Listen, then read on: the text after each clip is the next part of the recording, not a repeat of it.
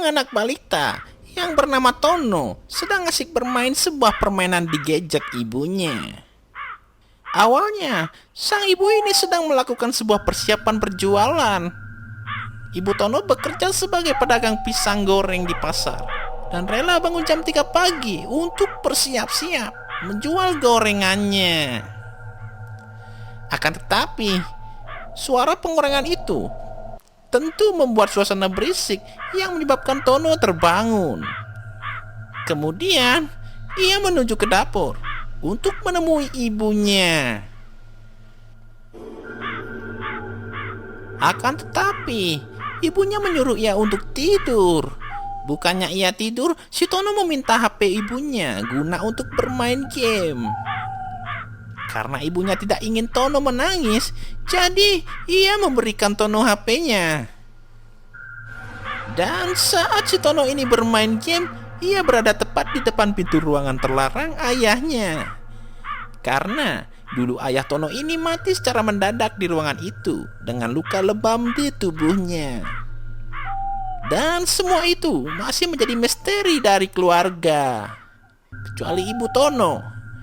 Akan tetapi, sebenarnya ayah Tono ini tewas akibat ulahnya melakukan sebuah ritual pesugihan yang secara tidak sadar memanggil sosok iblis untuk mengabulkan permintaannya berupa harta dan kekayaan.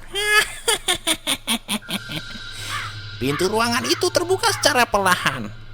Dan saat dia sedang asik bermain, tiba-tiba Tono mendengarkan ada suara yang memanggilnya dari belakang, tepat pada ruangan itu. Akan tetapi, Tono menganggap bahwa suara itu adalah suara ibunya.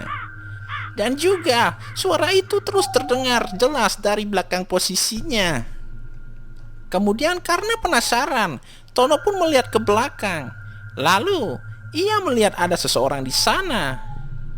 Sebenarnya itu bukanlah seseorang. Akan tetapi, itu adalah sosok iblis yang membunuh ayah Tono di ruangan tersebut. Tono yang dipanggil dari ruangan kosong itu langsung menuju ke sana dan meninggalkan HP ibunya di depan pintu ruangan itu. Lantas, saat si Tono ini masuk ke ruangan tersebut, tiba-tiba ada sebuah tangan yang keriput berkuku dan berwajah menyeramkan memegangnya. Lalu mereka menghilang begitu saja. Kemudian saat ibu Tono ini sudah selesai bersiap-siap, tiba-tiba ia dikagetkan dengan HP-nya yang tergeletak di depan pintu ruangan terlarang ayahnya. Kemudian, saat ibu Tono sudah selesai bersiap-siap, tiba-tiba ia dikagetkan dengan HP-nya yang tergeletak di depan pintu ruangan terlarang suaminya. Hingga ibu Tono pun berteriak sambil memanggil Tono. Sesampainya itu, Tono tidak ditemukan. Dan ibu Tono ini menganggap bahwa Tono sudah menghilang secara misterius dari ruangan itu. Karena ruangan tersebut seketika terbuka. Mungkin kalian bisa berpendapat, apakah si Tono ini sudah dijadikan tumbal oleh sosok iblis yang pernah dipanggil oleh ayahnya, atau berada di dunia lain? Dan jawaban itu bisa kalian tulis di kolom komentar.